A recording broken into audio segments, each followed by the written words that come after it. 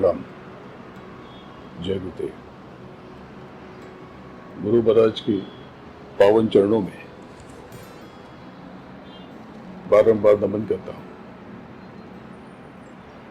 और आप सबके आज्ञा चक्र पर बैठी आपकी सूरत, आपकी रूह को प्रणाम करता हूँ। पवित्र जीवात्माओं, ये पीछे आसमान लाल हो रहा, क्यों? क्योंकि सूरज ये डूब रहा। ये लाल लाल सूरज पीछे समुद्र के आगोश में समाने को बेकरार है। लेकिन कुछ घंटे पहले की बात है कि उस तरफ पूरब में सूरज प्रकट हुआ था। बोलचाल में कहते हैं कि सूर्योदय हुआ था। यह अलग बात है कि न कभी सूर्योदय होगा न कभी सूर्यास्त। हमारे आपके जीवन में ऐसे तो सूर्योदय भी हुआ और सूर्यास्त भी होगा, लेकिन हमारे आपके जीवन में न कभी सूर्योदय हुआ न कभी सूर्यास्त होगा। ये सूरज डूब गया, आज का एक दिन पूरा हो गया। ऐसे ही आपकी जिंदगी एक दिन पूरी हो जाती है, सांसों की पूंजी खत्म हो जाती है। बड़े जतन से सजाई हुई सवारी हुई ये देह ये बेकार हो जाती है। कहते हैं इसको मिट्टी। इस मिट्टी की तो कीमत भी है, इस मिट्टी की कोई कीमत नहीं। सूरत ये निकलते ही ये देह दो कौड़ी की हो जाती है। तो सबसे बड़ी बात यह है, अगर आपने मानव तन रहते ही अपना असली परिचय कर लिया, अपना बोध कर लिया, तो बात बन जाएगी। नहीं तो जीती भी बाजी हार जाओगे। देखो प्रेमियों, मैं कुछ नहीं, मैं तो गुरु महाराज के चरणों की धूल। इसलिए आप फेर में फंसो मत कि ये सच्चे हैं या झूठे हैं। मैं तो बहुत आपके बीच में आना चाहता हूँ, मैं आपको बुलाना चाहता हूँ। मैं तो आपको आपके भीतर ले जाने के लिए बेताब और बेकरार हूँ, क्योंकि असली सूत्र तो वहीं पर दफन है। अगर आपने स्वयं को जान लिया तो आपके जीवन में उजाला हो जाएगा।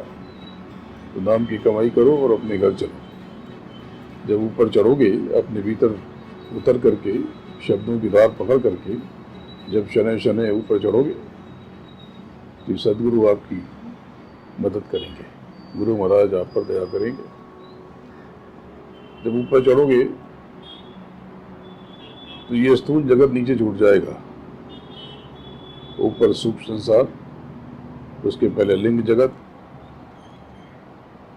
ये छूट जाएंगे। लिंग जगत और सूक्ष्म संसार, और उसके ऊपर 5 तत्वों का शब्द स्पर्श रूप रसगंध का कारण जगत है। ये कारण जगत ये द्वारिकाधीश की द्वारिका यानी ब्रह्म का स्थान है। इसको पार करना बड़ा असंभव सा है, आसान नहीं है, क्योंकि ये द्वारिकाधीश की द्वारिका, यहाँ पर बहुत खिंचाव है, बड़ा नशा है और कशिश।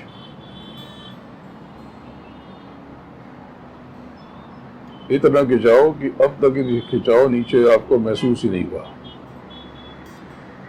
ये ब्रह्म में इतना तगड़ा करंट है कि आप उससे पार जाने की बात सोच भी नहीं सकते। जिन्होंने इनको पाया वो इनका होकर रह गया। जो इनसे छूटता है तो उनको माया पकड़ लेती, माया थाम लेती है। क्योंकि जब ब्रह्म दुर्बल होता है तो माया सबल हो जाती, और जब माया दुर्बल होती है तो ब्रह्म सबल हो जाती, और ये मिलकर के आपको ऊपर जाने से रोकते हैं। तो एक बात समझ लो कि आपने न ब्रह्म का भेद जाना न माया का। मैं आपको इन सब का पूरा भेद बताने को, दिखाने को तैयार हूँ, लेकिन उसके लिए आपके भीतर तड़प और कशिश ये बहुत जरूरी है।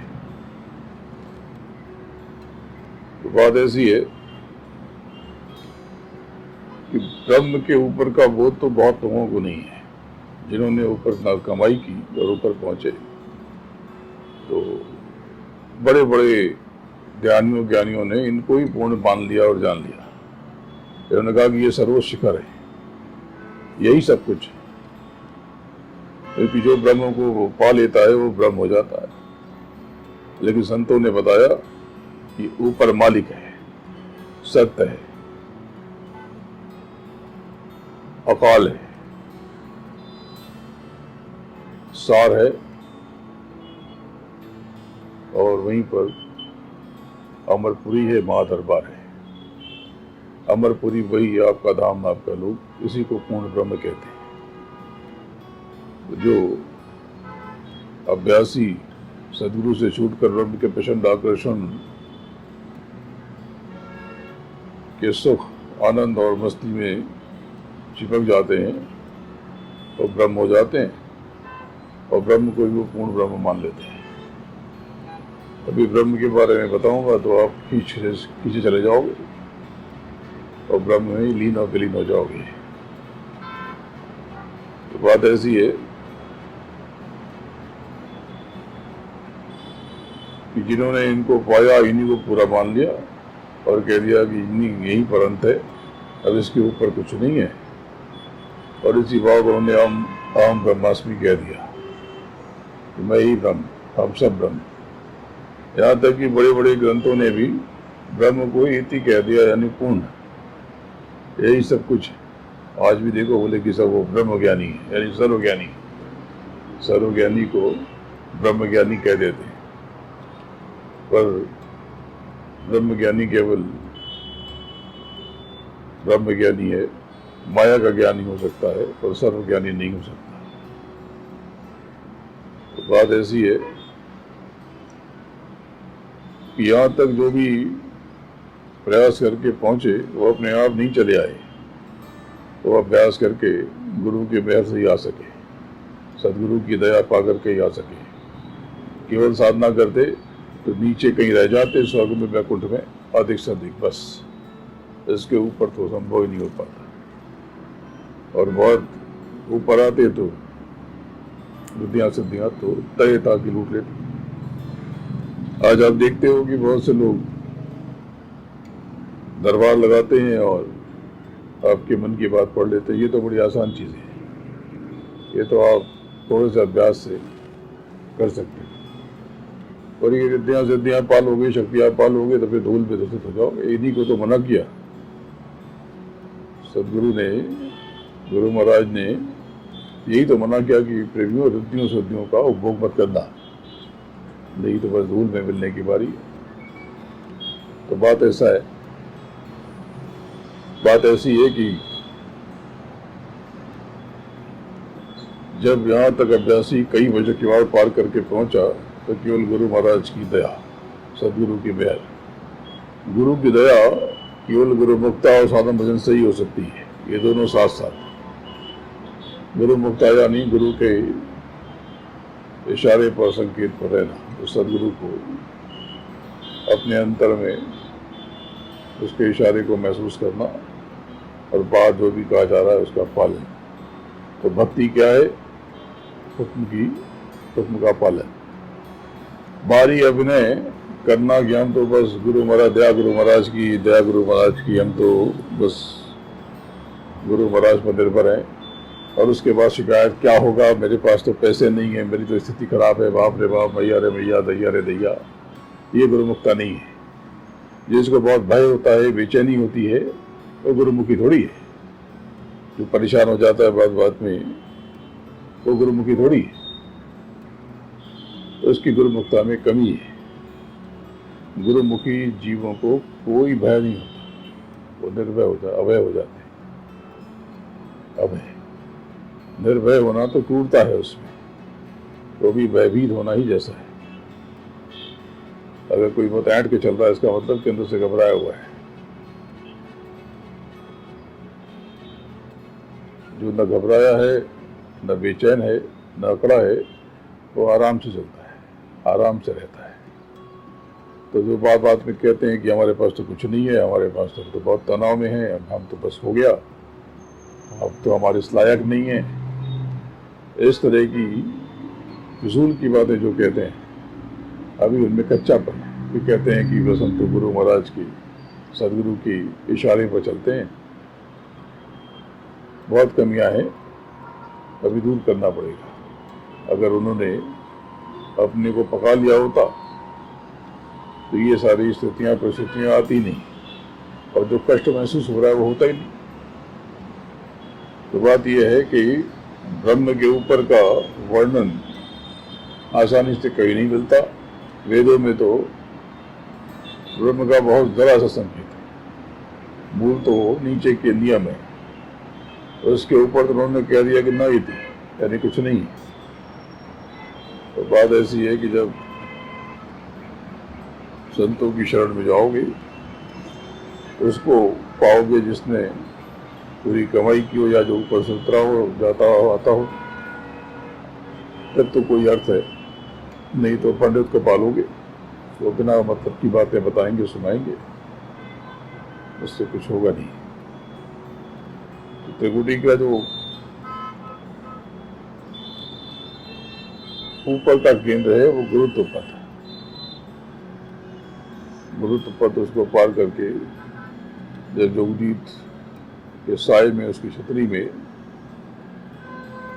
अभ्यासी आगे बढ़ता है, तो उसके आगे की चढ़ाई जैसे कोई मकड़ी चल रही है, मकड़ी, और आगे बहुत पतला पारदर्शी सा पर्दा आता है। तो सदगुरु की मेहर से, दया से, कृपा से उस पर्दे को फाड़ कर जब सूरत आगे बढ़ती है, एक अनोखा संसार प्रकट होता है, और एक बहुत बारीक से रास्ते से चक्कर खा करके आगे बढ़ते हुए एक बहुत विलक्षण अनुभव होता है, बहुत विलक्षण।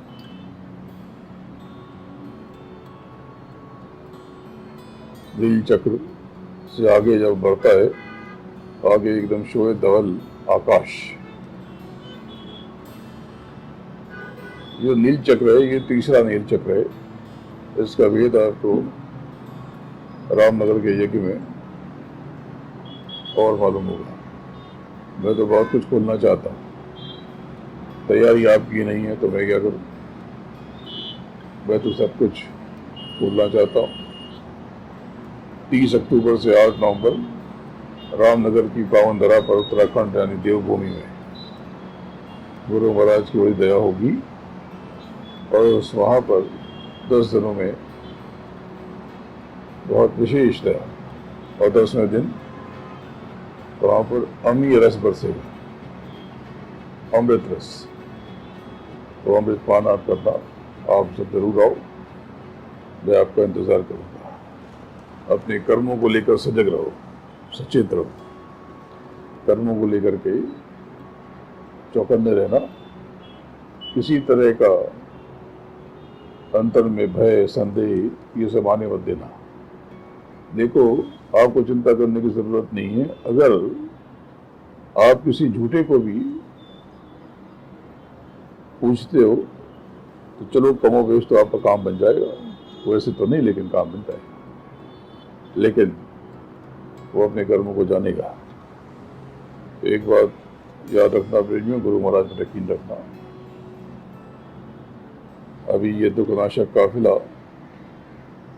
का अगला चक्र, अगला चरण 1 सितंबर से आरंभ होगा। 1 सितंबर से ये शुरू होकर के इस सितंबर के मध्य तक 16, 17, 18 सितंबर के आसपास ये उत्तराखंड में इसका विसर्जन हो जाएगा। कई राज्यों से ये दुखनाशक काफिला गुजरेगा। मध्य प्रदेश, राजस्थान, पंजाब, हरियाणा के कुछ हिस्सों से गुजरते हुए चंडीगढ़, NCR रीजन, वहां से पश्चिमी उत्तर प्रदेश और उत्तराखंड, यानी कितने हो गए? मध्य प्रदेश, राजस्थान, पंजाब में कोई अलग से कार्यक्रम नहीं है, लेकिन पंजाब से काफिला गुजरेगा तो 3, हरियाणा 4, चंडीगढ़ अलग है, और उसके बाद NCR और फिर पश्चिमी उत्तर प्रदेश हो, उत्तराखंड, जहाँ जहाँ से ये काफिला गुजरेगा वहाँ वहाँ के निवासियों के दुखों में कमी करता जाएगा। काफिले में चल रहे लोगों के दर्शन मात्र से लोगों के दुखों में कमी होगी।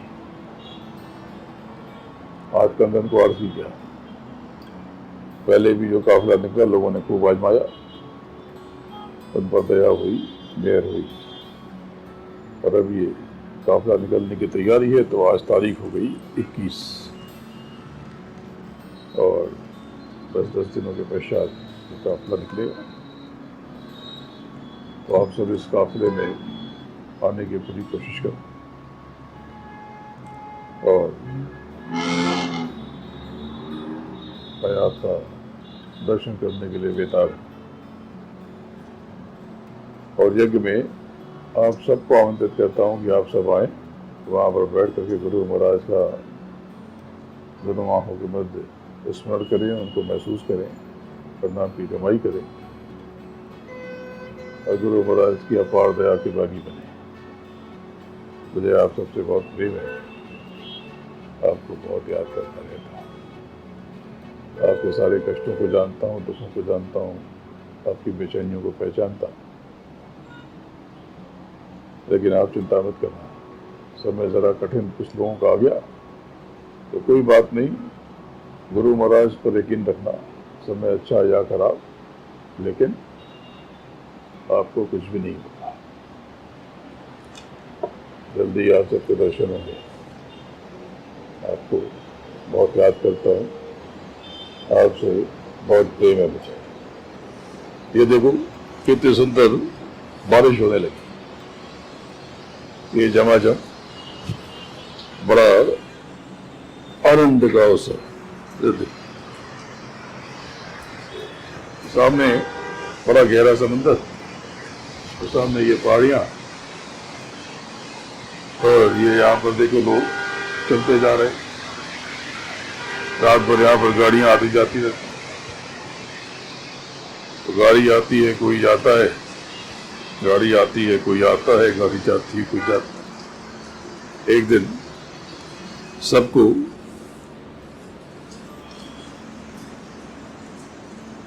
चले जाना है, तो जाने के पहले अपना असली काम करना। ये झूठे काम से क्या मतलब? अपने घर चलो, अपने काम चलो। गुरु महाराज के चरणों में बारंबार नमन करता और आप सबको प्रणाम करता। जय गुरु।